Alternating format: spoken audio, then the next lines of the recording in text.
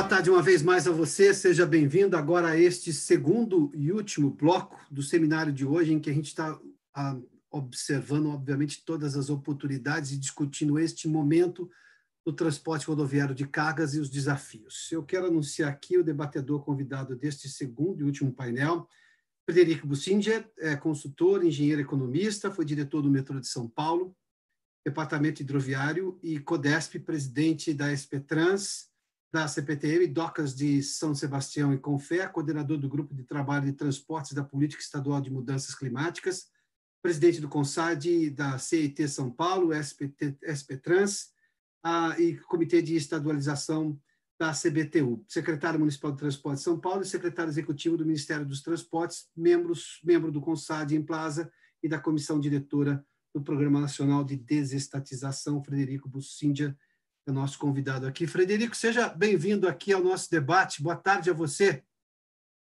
Boa tarde, Piotr. Obrigado, Rinaldo, por esse convite e essa oportunidade de participar desse evento e aos colegas participantes desse debate. Obrigado. Obrigado, Fred. Bom, Fred, deixa eu lhe fazer uma pergunta. Você, numa entrevista recente à Transpodata, você expôs uma proposta para que concessionárias rodoviárias pudessem cuidar da manutenção dos serviços de apoio aos que trabalham nas estradas. Como anda essa proposta? Obviamente que nós estamos num momento diferente agora, né? Houve mudanças em todas as relações e que outras parcerias entre a iniciativa privada e o governo poderiam ser desenvolvidas para auxiliar as empresas de transportes que, como sabemos, têm responsabilidade de garantir o fluxo do abastecimento e as pessoas estão compreendendo ainda mais a importância do setor de transportes. Fred, com você. Piotr, quando essa proposta foi feita na entrevista, nós ainda estávamos mal entrando na quarentena, então tudo ainda era surpresa e os esquemas de atendimento do transporte rodoviário ainda era uma incerteza bastante grande. E a proposta ela teve 3 objetivos. O primeiro, óbvio, era aproveitar a capilaridade das concessionárias, na medida em que elas cobrem as rodovias, conhecem cada quilômetro da sua concessão. Obviamente, isso não está presente no Brasil inteiro, mas no Sudeste, no Sul e parte do Centro-Oeste já é uma realidade. Mas tinha também 2 outros aspectos. Tinha um aspecto de natureza econômico, ou seja, isso tudo custa dinheiro, isso envolve recursos bastante elevados, segue ainda sendo necessário, e as concessões elas pagam outorgas aos governos, seja federal, seja aos governos estaduais. Então, a ideia envolvia também uma postergação, uma suspensão, ainda que transitória, do pagamento dessas outorgas e de destinação desse recurso para esse apoio. E, por fim, uma questão de natureza operacional. Nós temos visto as dificuldades que têm sido encontradas para apoios, por exemplo, os R$600, as dificuldades que se tem documentais de transações, e aqui nós estaríamos falando de um fluxo de recursos dentro das concessões, dentro das tesourarias, dentro das contabilidades. Então, essa era a razão de se apresentar a proposta. Ela ainda segue válida, mas a pauta de questões ampliou bastante, e agora não só nós estamos ainda discutindo essa questão específica de como superar esse período mais crítico, mas já se começa a discutir a saída, o momento do pós-Covid. E certamente todos gostariam de, talvez como aquele samba-enredo cantado pela Simone, querendo saber como será o amanhã, responda quem puder, né? Uma coisa é certa, como aquela outra música, como uma onda, né? Nada do que foi será de novo do que já foi um dia. Nós estamos com isso já a essa altura, eu acho que já temos mais clareza para se dizer. Mas eu gosto sempre de, quando sou instado a responder sobre essas questões, eu gosto muito de um pensamento desse formulador, o Michael Hammer, e ele diz que o segredo do sucesso não é prever o futuro, é prover no presente certas condições para prosperar no futuro que não pode ser previsto. Nós não conseguimos prever o futuro, mas ao conhecer os mecanismos e conhecer os processos do momento, a natureza dessa crise que nós estamos vivendo, eu acho que nós temos chances de conseguir propor no presente ações, medidas. Nós já vimos algumas, o secretário trouxe aqui, mas nós precisamos trabalhar mais sobre isso. Estamos certos que esse vírus, que, como já foi dito, nós não prevíamos. Eu tive, inclusive, revisitando todas as previsões do final do ano, naqueles balanços que a gente vê, os programas de televisão e de rádio que fazem projeção do próximo ano, ninguém falou disso. E nós estamos dizendo uma coisa que hoje está 5 meses atrás, era 3 meses quando começou, ou seja, ninguém efetivamente previu. Começam a achar em livros hoje, declarações de 2, 5 anos atrás, isso tudo, mas vamos ser claros, ninguém estava prevendo. E esse vírus, ele tem uma metáfora, porque, na verdade, a quarentena permite a gente estudar algumas coisas que a gente normalmente não estuda, e eu fui um pouco entender o que é essa questão do vírus. O vírus não tem metabolismo próprio.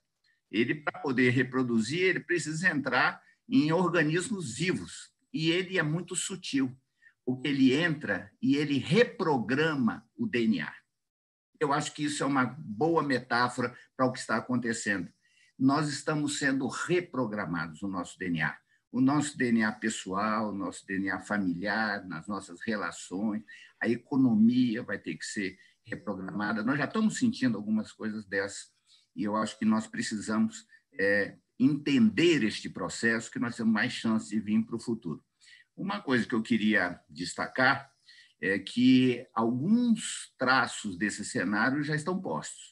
Então, se falou da parceria, e eu acho que esse é um caminho certo, e a minha vida profissional eu tenho trabalhado nisso, com convicção, da importância dessas parcerias público-privadas, mas eu quero destacar que nós estamos vivendo um momento que talvez tenhamos mais possibilidade das parcerias serem implementadas.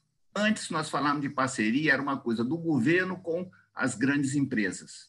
E nós vimos já nessa crise o grande envolvimento que a sociedade teve, inclusive no setor de transporte rodoviário. Eu fiquei muito emocionado ao ver em várias regiões do Brasil a população ajudando os transportadores, fornecendo alimento, seus banheiros para banho, as necessidades, ou seja, o envolvimento da população. E o reconhecimento, eu já vi várias vezes faixas reconhecendo não apenas o pessoal da saúde, que hoje está na batalha na linha de frente, mas também o pessoal de limpeza, o pessoal de abastecimento e os transportadores, ou seja, os transportadores que há algum tempo eram vistos à distância, quando teve aquele movimento alguns anos atrás, hoje eles foram acolhidos, com faixas foram recebidos. Então, mudou um pouco a hierarquia. Quer dizer, nós não falávamos do SUS.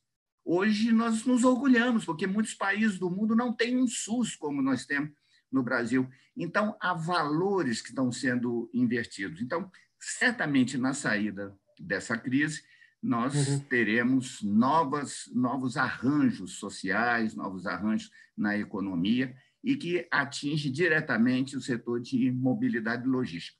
Algumas dessas alterações são alterações pontuais, transitórias, para atender esse momento, mas algumas vieram para ficar. E algumas que vieram para ficar estão diretamente relacionadas ao setor de abastecimento, setor de logística, mobilidade. Essa questão do e-commerce e os novos esquemas de entrega, isso veio para ficar. Isso que nós estamos fazendo aqui agora, o Rinaldo já destacou, veio para ficar, ou seja, nós vamos ter trabalhos à distância, vamos ter reuniões à distância, isso vai afetar o transporte profissional, enfim, há várias questões que já dá para nós vermos, e eu tenho convicção de que nós encontraremos um ambiente mais acolhedor para essas discussões. A solidariedade aparentemente cresce, a nossa flexibilidade, a nossa humildade.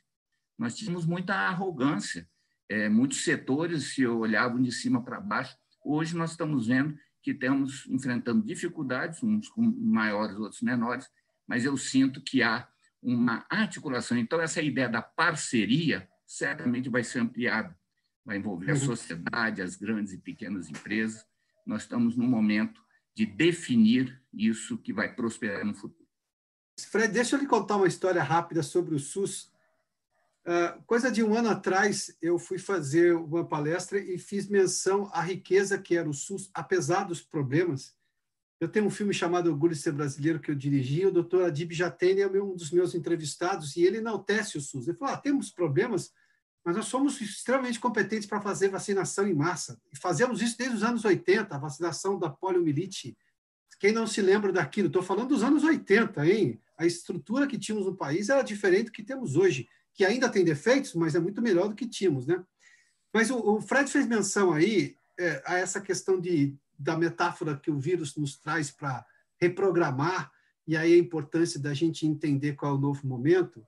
Eu vou perguntar a cada um dos transportadores aí, onde é que eles veem espaço para essa reinvenção e essa relação de parceria, seja com o seu concorrente, ou seja com órgãos ou clientes que, por acaso, tinham alguma dificuldade, porque está muito claro que governos vão fazer muito mais do que previam fazer, já estão fazendo, mas isso só não basta. Eu costumo dizer que os anos 80 foram ótimos para as pessoas fazerem só a parte delas. Se todo mundo tivesse feito a parte dela nos anos 80, a gente estava no outro patamar. Como não fizemos, agora a nossa parte um pouco além. Eu quero perguntar justamente desse além. O que vocês estão prontos para entregar? O que mais que vocês podem oferecer? Embora vocês estejam lidando com dificuldades, como todos estamos, e isso é difícil lidar, alguns têm problema de perspectiva de serviço novo, de frete que não está sendo chamado, ou de capital de giro, ou que tem que mudar completamente a empresa para essa nova era.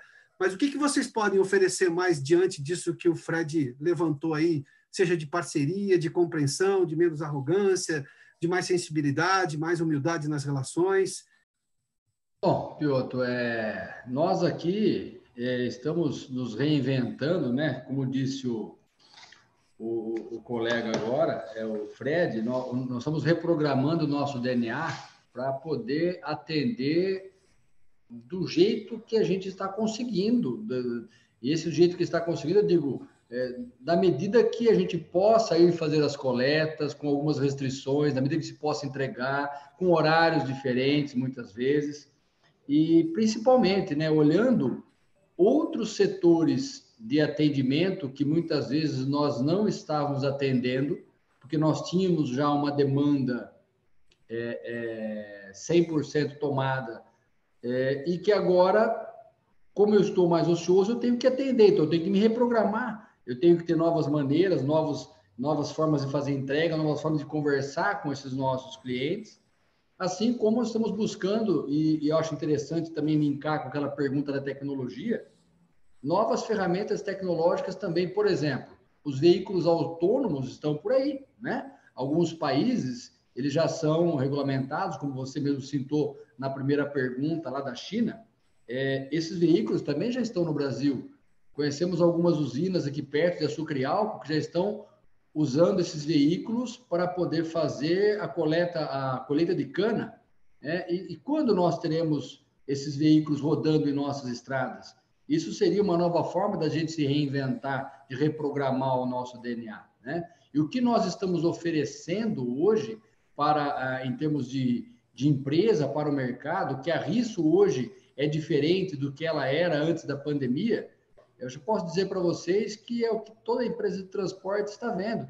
Nós estamos procurando atender os nossos clientes com um atendimento muito mais pessoal, com atendimento telefônico muito mais próximo, procurando saber se a empresa está aberta, se ela tem alguma restrição quanto ao recebimento, se tem que ter algum cuidado extra com a carga dela. Isso é muito importante hoje, né? Quando você entra para alguns segmentos que você não está acostumado, você tem que entender onde está o negócio e quais são as precauções que você tem que tomar para atender aquele produto. Então, isso é importante. Hoje nós estamos, diria, mais próximo das particularidades de cada cliente, né?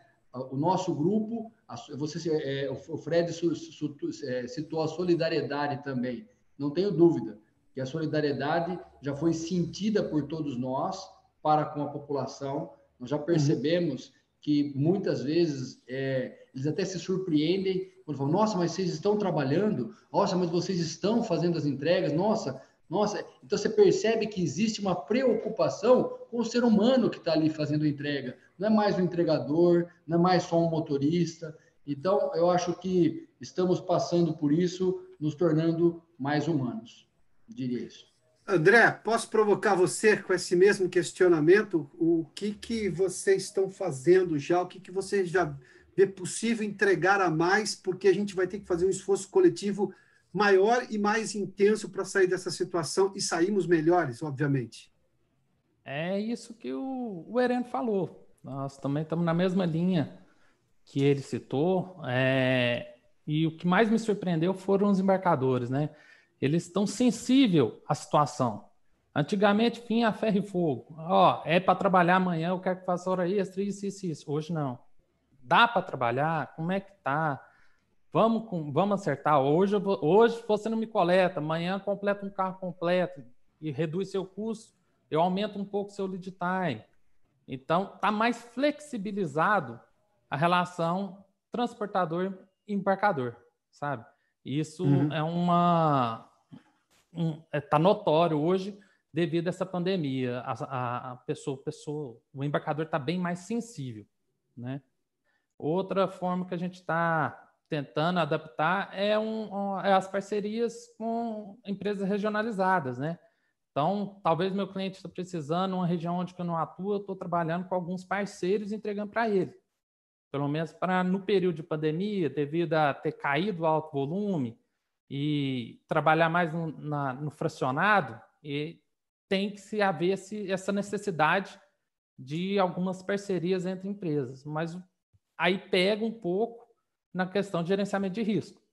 Essa outra empresa parceira, ela tem que estar com a DDR, com tudo certinho para casar a operação e atender o embarcador. E o Tenir, participe conosco aí desse debate. Eu só vou ampliar um pouquinho a sua pergunta, a pergunta que faço a você, se você me permitir. Eu vou voltar ainda na questão da tecnologia. Claro, ela é necessária, mas isso vai requerer também uma preocupação maior com segurança cibernética. Do mesmo momento, até porque é justo, é natural, é humano, as pessoas estão se envolvendo mais, se doando mais, oferecendo algo a mais. Eu também tenho um pessoal que vive de fraude, vive de tentar abrir uma brecha, ver uma brecha e aproveitar naquele momento. O nome disso é crime, isso é gente fora da lei, isso é outro tipo, mas essas pessoas existem, até que a polícia põe a mão nelas e as leve para a cadeia, elas existem. Bom, o que é possível entregar mais e como lidar com essa questão da segurança, visto que a tecnologia vai estar cada vez mais embarcada na nossa vida?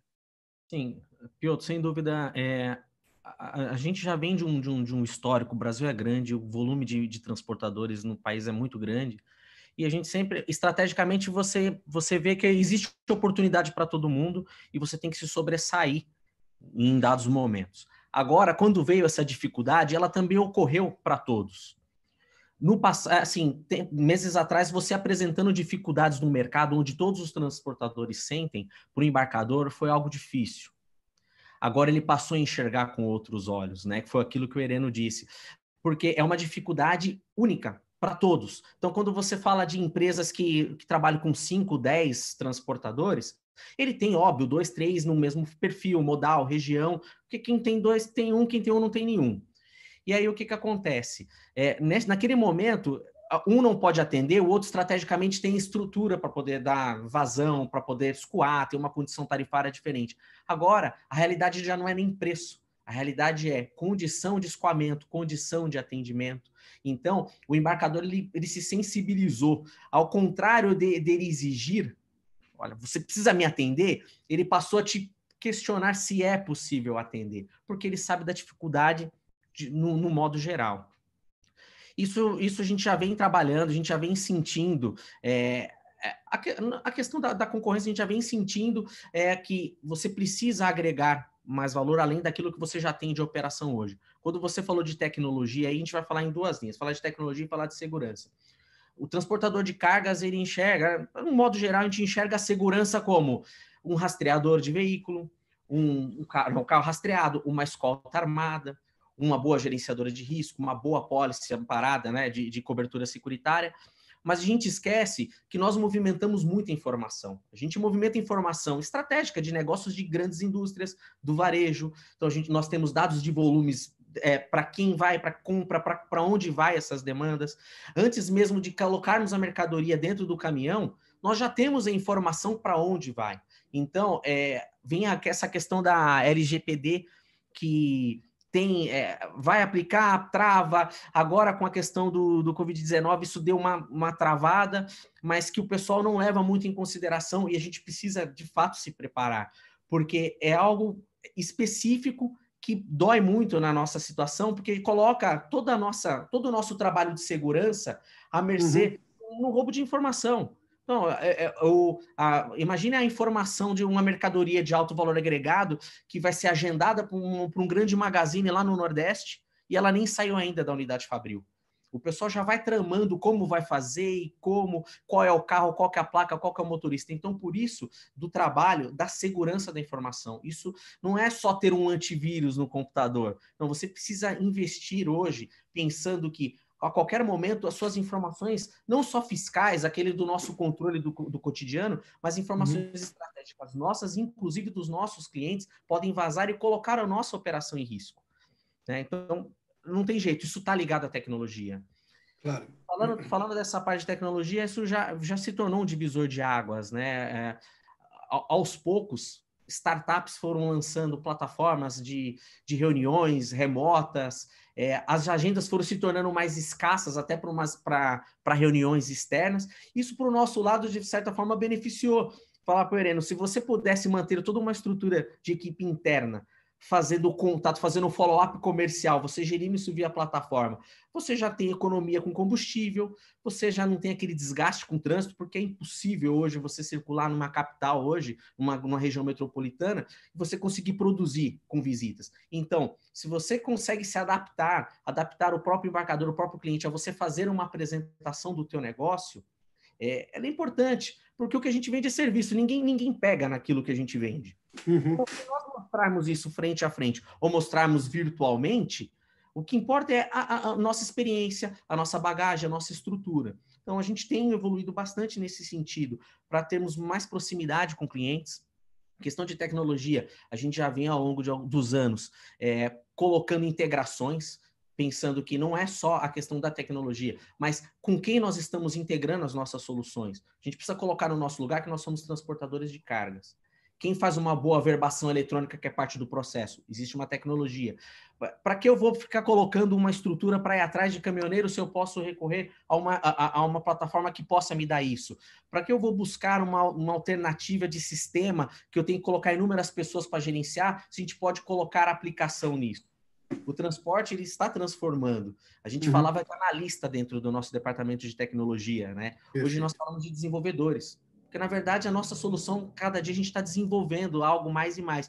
E hoje, quanto mais integrado nós estivermos, mais a gente vai ter condição de atender essa retomada, né? Com escalabilidade. Porque, com certeza, a gente só não sabe ainda o dia que ela vai voltar. Mas quando ela voltar, ela vem com tudo, se Deus quiser. É o que a gente espera. Obrigado, Etenir.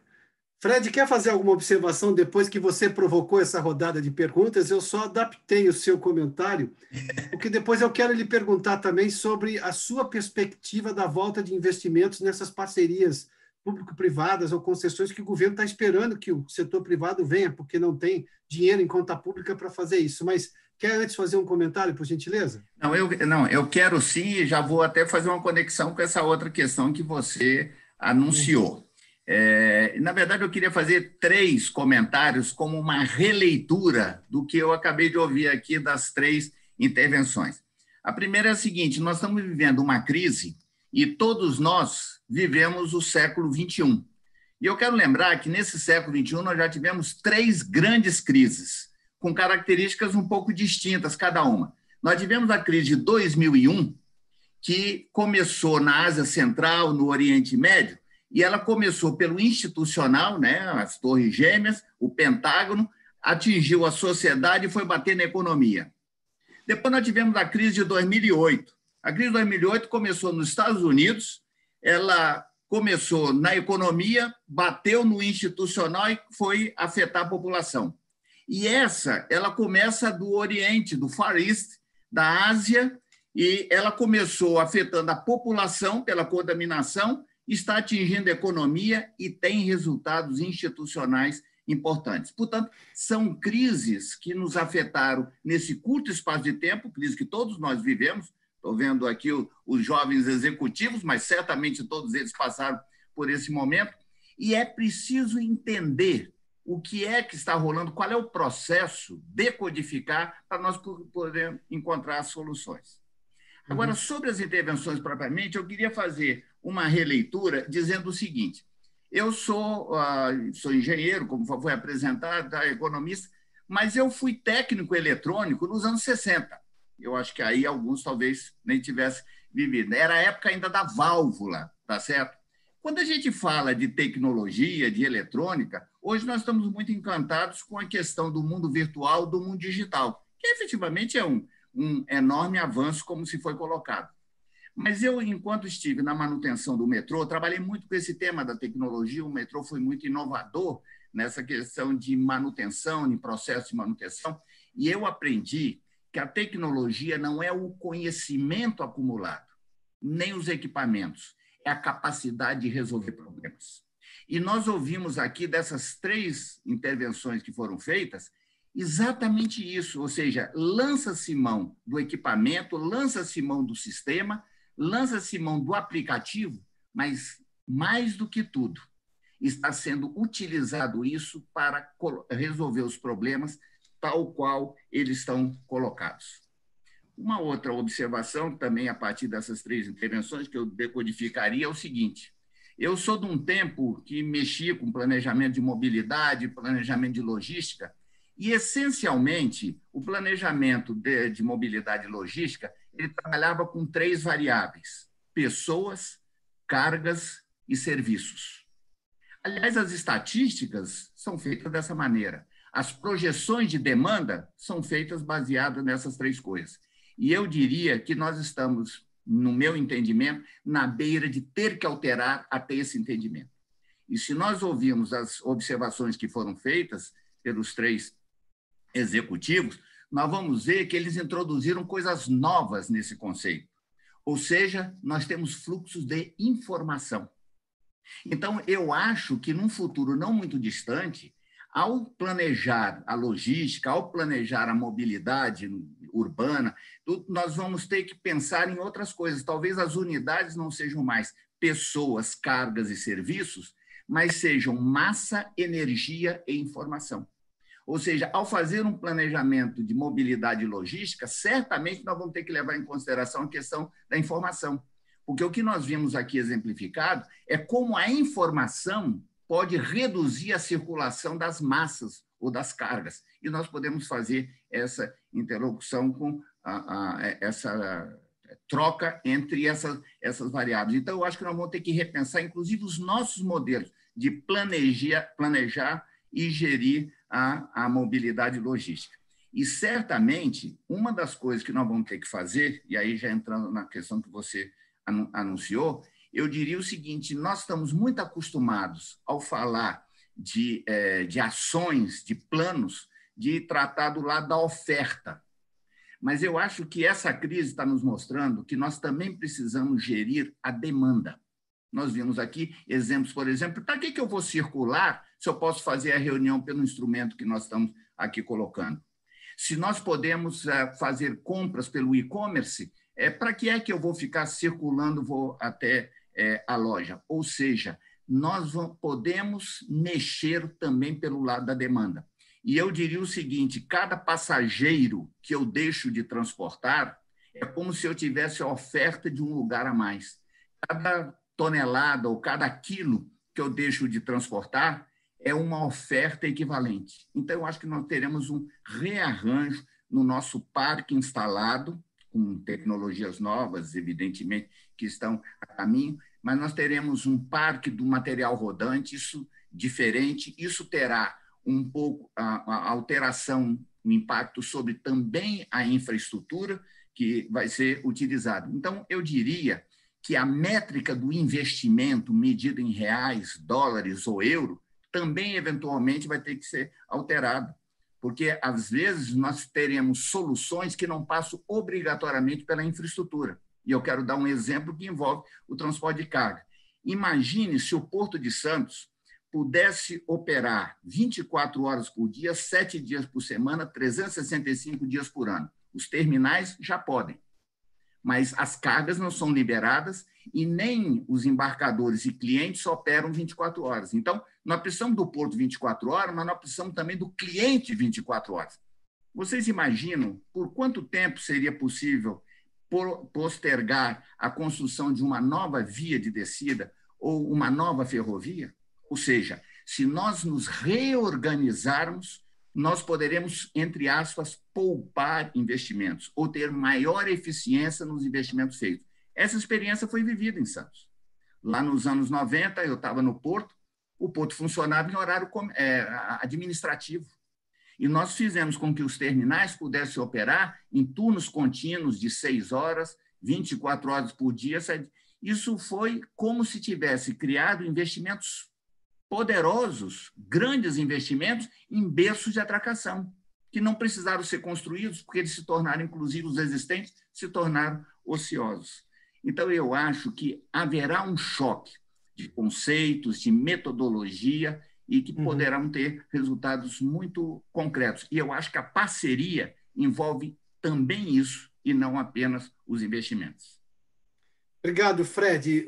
Rinaldo, temos perguntas da nossa audiência, por favor? Piotr, queria fazer uma pergunta aqui para o meu amigo Fred. Fred, você bem colocou que nós já vivemos várias crises, mas dessa vez o impacto é bastante grande e sabemos que vamos ter que conviver com uma desorganização na economia e uma retomada talvez lenta, que leve meses, até anos, talvez. Na sua visão, neste momento, é possível acreditar que um dos caminhos alternativos para o transporte seja a integração multimodal? Ou seja, sempre houve um temor sobre a integração dos modais. Seria agora oportuno trazer essa discussão? Eu acho que sim, e eu acho que ela tem um terreno fértil agora. O secretário mencionou o documento único. Isso é uma ideia, isso é uma proposta desde a lei do transportador multimodal lá em 96, na década de 90. Ou seja, houve situações, houve condições que dificultaram isso acontecer. Por exemplo, a questão tributária. Ou seja, essa forma de que nós tributamos e as autonomias que se tem dificultaram muito. Então, nós temos uma lei boa de operador de transporte multimodal, mas que são poucos os que têm ainda hoje, eu sei, passado 20 anos dessa legislação, ou até um pouco mais. E as crises, elas têm uma virtude, ou seja, elas introduzem o espírito de urgência. E eu acho que isso é uma coisa benfazeja, ou seja, é uma coisa bem-vinda. O secretário mencionou isso de uma outra forma e eu queria endossar. Ou seja, eu quero lembrar que nós estamos vivendo dentro de um estado de calamidade até o final do ano. As pessoas estão sentindo a urgência que não tinham há 6 meses atrás.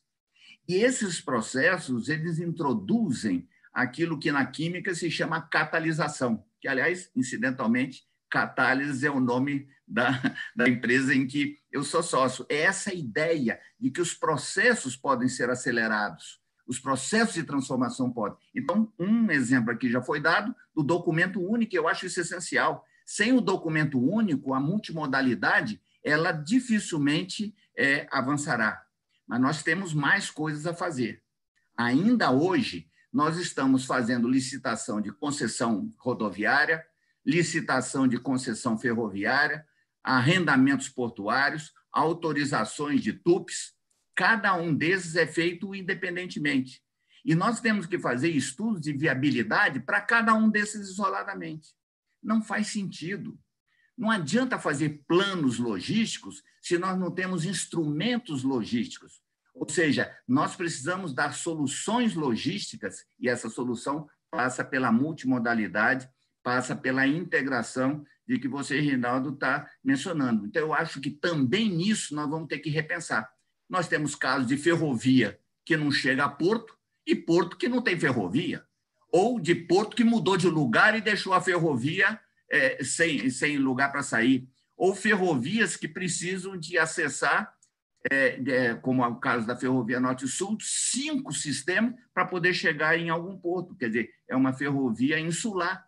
Então, nós precisamos não só fazer os planos logísticos, mas nós precisamos integrar os nossos instrumentos. Por exemplo, fazer concessões que envolvam portos, ferrovias e, eventualmente, rodovias. Eu acho que a multimodalidade que você mencionou teria mais futuro, sim, e esse momento, com as dificuldades que nós temos, mas com o espírito de urgência e essa compreensão, essa humildade, essa solidariedade, eu vejo com bons olhos a possibilidade disso avançar. Bom, senhores, nós estamos no final já. Eu vou pedir a gentileza de que façam suas considerações aqui. Fred, eu guardo você por último, tá bom?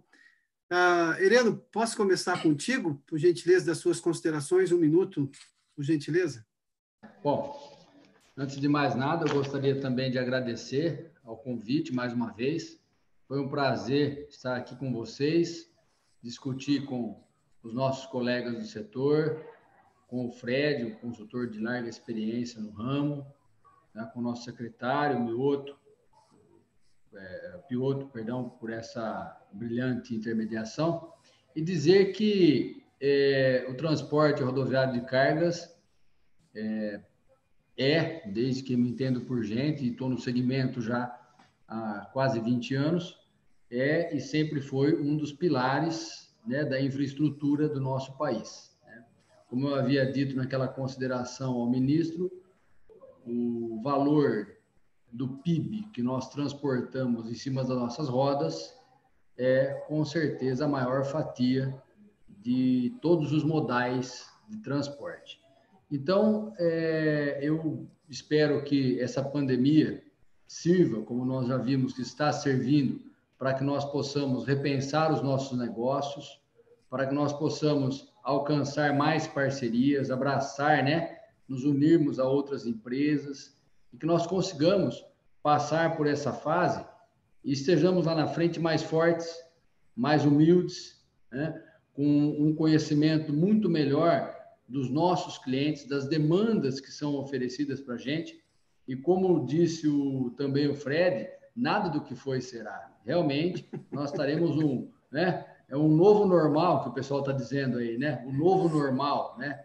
Então, o que a gente espera e o que a RISO está trabalhando é para que nós possamos passar por isso, em primeiro lugar, sem que nós tenhamos nenhum prejuízo das vidas dos nossos colaboradores, diretos e indiretos, né? Trabalhando com todos os cuidados, mas, acima de tudo, tentando possibilitar aos nossos clientes um bom atendimento, né? Um atendimento que faça a diferença para eles nesse momento de dificuldade. E desejando aí que todos vocês também tenham sucesso, que consigamos sair desta e estarmos melhores em umas futuras novos seminários, novas lives, tratando de outros assuntos, momentos de produtividade, né? Ganhos em escala, né? Algumas coisas mais felizes de se discutir aí. Estamos muito obrigado, viu? Neste caminho, Heleno. Estamos aqui justamente para pavimentar este caminho. E o Tenir, por favor, faça suas considerações finais. Primeiramente, parabenizo novamente, Rinaldo, a Transpodata, a Academia do Transporte. Foi um projeto excelente. Esse 4º episódio agora ele vem para fechar essa primeira temporada, reunindo aí grandes amigos, há 20 anos já trabalhando no transporte, quase esses 20 anos, a maioria desses notáveis que participaram, a gente se encontrou lá atrás ainda, na comissão de jovens e empresários aí do CETCESP, né?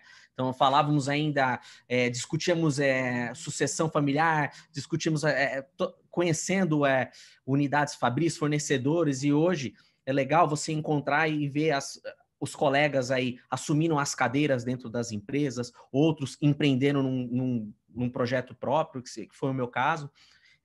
A gente tem uma esperança muito grande que, após essa pandemia, com tudo isso que a gente teve de aprendizado, de união, a gente tenha maior sinergia. A gente tem o hábito de falar que o transporte precisa se unir, mas é difícil quando um está preocupado em... o momento do custo alto é para todo mundo. Um vai lá para aplicar o reajuste, o outro vai lá para oferecer desconto. Então, assim, quando você acha que tem união, na verdade, o transporte ele sofre muito. Tá rindo, né, Fred? Mas é bem isso mesmo, né? Então, acho que agora é o momento de todos darmos as mãos. A gente sabe que a dificuldade ela é para o mercado como um todo, para o transporte, então, ela é muito grande. Isso foi extremamente importante, né? Assim, essa consciência agora, esse evento para poder escancarar isso para o mercado de modo geral, que o transporte ele está de braços abertos, investindo, buscando entender para atender a necessidade de cada um dos clientes. A gente tem buscado sinergia. Eu atendo a região sul, eu vou buscar alguém...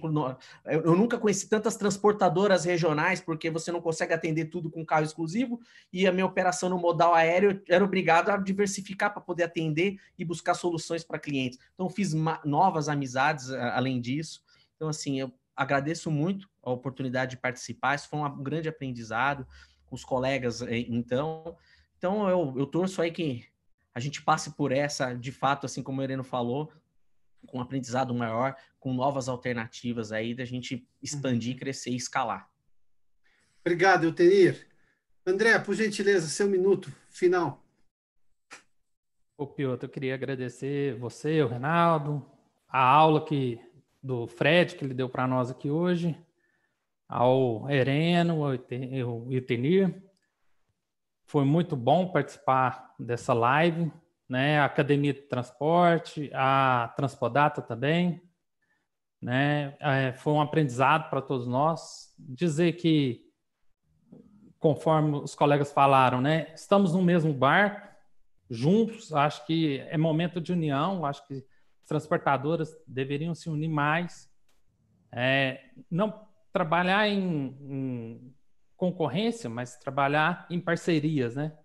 Precisamos muito disso, já se falou em vários seminários disso, e isso não aconteceu. Talvez a hora é agora, né? De todo mundo se unir e falar, olha, um dando a mão para o outro, a gente sai desse barco que está afundando aí, né? Beleza? Muito obrigado a todos aí. Obrigado, André. Fred, já vou te chamar, me permitam fazer só uma observação. Eu estou há 28 anos no jornalismo e faço mediação desses eventos todos, ou reportagens para os veículos com os quais eu trabalhei. Nos 28 anos, se vocês me perguntarem quantas vezes eu vi algum setor falar sobre necessidade de união, eu vou dizer um monte de vezes em todos os anos. O capitalismo não permite essa união, digamos, quase sonhada. O que ele permite é a agenda mínima, porque qualquer setor, se você decantar, tem uma agenda mínima que é de interesse a todo mundo. Se essa agenda mínima não anda, aí que vem a percepção que a união não está acontecendo. Porque a agenda mínima é de todos, então por isso que precisa andar. Se vocês me permitem a ousadia, que eu falei isso ontem para um outro setor, vão buscar a agenda mínima e trabalhem só na agenda mínima. Depois, aí cada um com o seu talento vai se desenvolver mais ou menos, vai diversificar ou não, mas vamos buscar a agenda mínima. A agenda mínima, primeiro que vocês ganham força para negociar com governos. Governo, quando você vai lá, se você propuser uma lista de 800 coisas, ele fala obrigado, recebe a lista, no dia seguinte eles não falam mais nada com vocês. A agenda mínima mostra que aí você tem foco, tem estratégia, inclusive, para fazer demanda, ou seja, para fazer proposições. Fred, por favor, seu minuto final, por gentileza. Essa sua ideia da agenda mínima me faz lembrar a própria escola de samba, ou seja, você tem que bater o bumbo, que é a agenda mínima, em torno do qual tem o tamborim, tá certo? Cada um vai tocando o seu instrumento depois, e eu concordo muito com o que você disse. Eu vejo que entrou aqui no chat uma pergunta, eu permito, até antes de fazer a consideração final, responder, uma pergunta aqui do Paulo Westman, que pergunta se nós não temos uma frota excessiva, e essa frota excessiva está gerando desperdício, está gerando custo.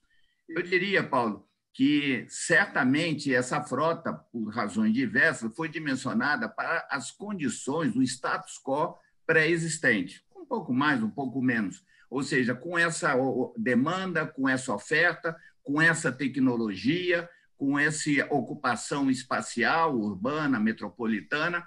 E, certamente, se houver alteração, e haverá essa alteração, essa frota também vai ter que ser repensada, evidentemente. vai ter que ter alteração, não apenas a frota de caminhões, mas a frota de todos o tipo de transporte, e há novidades como os entregadores, os deliveries que estão aí, que estão entrando e batendo a porta e vieram para ficar, evidentemente.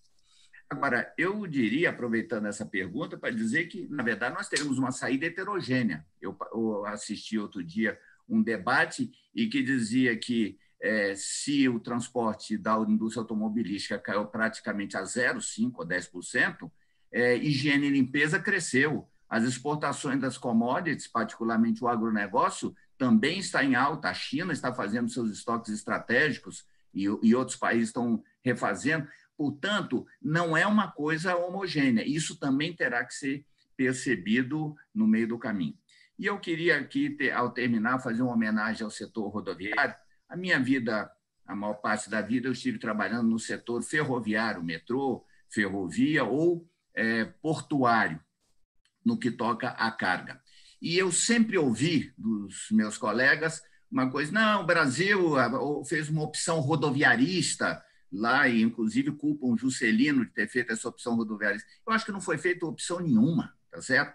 Na verdade, o que aconteceu é que a ocupação do território precisava ser feita numa determinada velocidade, e eu diria, ainda bem que nós tivemos as rodovias, ainda bem que nós tivemos o transporte rodoviário para ocupar o território, para alargar as nossas fronteiras de produção, para abastecer o país. É evidente que há distorções que precisam ser corrigidas, eu acho que a multimodalidade tratará um pouco dessa questão. Na saída, nós teremos rearranjo. Inclusive, o Euteni fez uma menção aos novos amigos, os novos arranjos que ele está fazendo. Isso certamente vai acontecer. Mas eu diria, o Brasil tem pouco tudo. O Brasil tem pouco porto, o Brasil tem pouca cabotagem, o Brasil tem pouca ferrovia e o Brasil tem pouca estrada também. Se a gente considerar o tamanho do território, o tamanho da população, da economia, nós temos pouco tudo. Nós temos necessidade de mais tudo. E eu diria, ainda bem que, da mesma forma como na crise nós descobrimos a virtude do SUS, os Estados Unidos não têm SUS. 80% das pessoas morreram dentro de casa sem atendimento. É bom lembrar disso. E o SUS, com todas as dificuldades que tem, mostrou a sua importância, como já foi dito. E eu diria também, o transporte rodoviário mostrou a sua importância para manter o abastecimento, com dificuldades que se tem, mas mostrou a sua... E eu diria, ainda bem que nós temos o transporte rodoviário, nós temos caminhoneiros, temos empresas para nos atender, e eu faço essa homenagem e esse agradecimento. E, em particular, ao Piotr, que bem conduziu esse painel, e ao Rinaldo, que nos convidou, os patrocinadores. Muito obrigado pela oportunidade também. Obrigado uma vez mais, Fred. Rinaldo, por gentileza, faça suas considerações também. Você é organizador deste evento aqui. Estamos todos aqui por sua causa. Eu quero manifestar a minha satisfação por realizar esta primeira temporada da série Notáveis do Transporte Rodoviário de Cargas.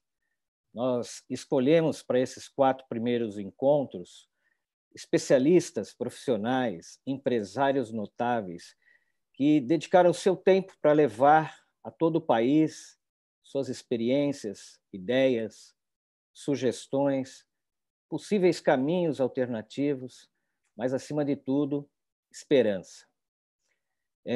Meus sinceros agradecimentos a você, amigo Piotr, que desde o início abraçou esta iniciativa, a todos vocês, notáveis, a equipe da Transpodata que trabalhou incansavelmente todos esses dias para a realização deste projeto, aos nossos patrocinadores, que hoje são nossos amigos, a DOR Brasil, a Praxio, a SOS Truck, que apoiaram esta iniciativa, a todos vocês que nos prestigiaram com a audiência, e dizer que todo este conteúdo que foi transmitido nesses 4 primeiros episódios vai estar em nossa próxima edição da revista Transpodata, agora em junho. Nossa equipe já está trabalhando para a 2ª temporada, que deve acontecer em breve e será divulgada nas plataformas digitais da Transpodata. Fiquem com Deus, mantenham a confiança no Brasil e muita saúde para todos. Muito obrigado. Obrigado, Rinaldo. Obrigado ao Rinaldo, ao Ireno, ao André Massa, ao Itenir, ao Frederico, que nos trouxe, inclusive, metáforas musicais aqui, lembranças de letras musicais. Aliás, isso demonstra o quão rica é a cultura brasileira e o como temos letras bonitas, poéticas, até algumas, eu diria, até previdentes em relação a tudo que estamos passando. Bom, eu preciso agradecer uma vez mais a gentileza de você que nos acompanhou, que nos enviou perguntas. As perguntas serão respondidas. A equipe da Transpodata e da Academia do Transporte vai fazer chegar essas perguntas dos especialistas e também a vocês. Bom, eu tive o privilégio aqui, convidado pelo Rinaldo, de mediar esses 4 eventos. Eu vou, para encerrar esta série de 4 episódios, encerrar todo o programa hoje, eu preciso só fazer uma menção. Eu sou um aficionado por este país. Assim como todos nós somos, só que às vezes a gente demora um pouco para perceber isso daí. O Fred fez menção ao SUS. O SUS é umas riquezas brasileiras que, porque às vezes por um problema que existe localizado, faz-se um julgamento geral para diminuir uma iniciativa que lá atrás, quem nos antecedeu teve essa ideia e que hoje está beneficiando tanta gente. Então, acho que a gente precisa redescobrir o Brasil. Sobre rodas, a gente descobre com detalhes, diga-se passagem, metro a metro, quilômetro a quilômetro, paisagem por paisagem. Bom, redescubra o Brasil, confie no Brasil, porque, primeiramente, o Brasil é você. O Brasil começa por você. Obrigado uma vez mais. Boa noite a você. Aliás, boa tarde, ainda não estamos antes das 6, pouco antes das 6 horas da tarde. Boa tarde, sucesso, saúde. Vamos continuar, vamos avançar e vamos progredir ainda mais. Boa noite, até mais. Boa noite, obrigado. Obrigado aí.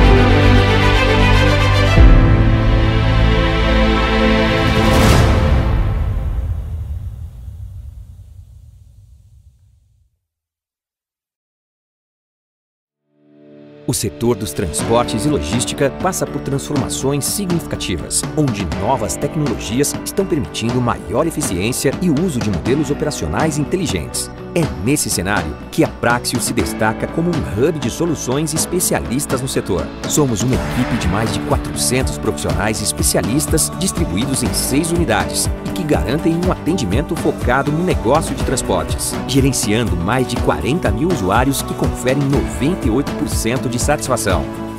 Já investimos 15 milhões de reais em pesquisa e desenvolvimento de produtos e projetamos mais 15 milhões de reais nos próximos 3 anos. As aquisições, somadas à aposta contínua em inovação, impulsionaram os bons resultados da companhia nos últimos anos, quando conquistamos a liderança na oferta de tecnologias para gestão, nas áreas de transporte rodoviário de cargas, passageiros e logística na América Latina. Além dos nossos 3 ERPs, nosso portfólio conta hoje com mais de 17 soluções, além de tantas outras já em desenvolvimento. Éramos uma empresa de produtos que construiu uma marca. Hoje, somos uma marca que constrói produtos. Nós somos a Praxio.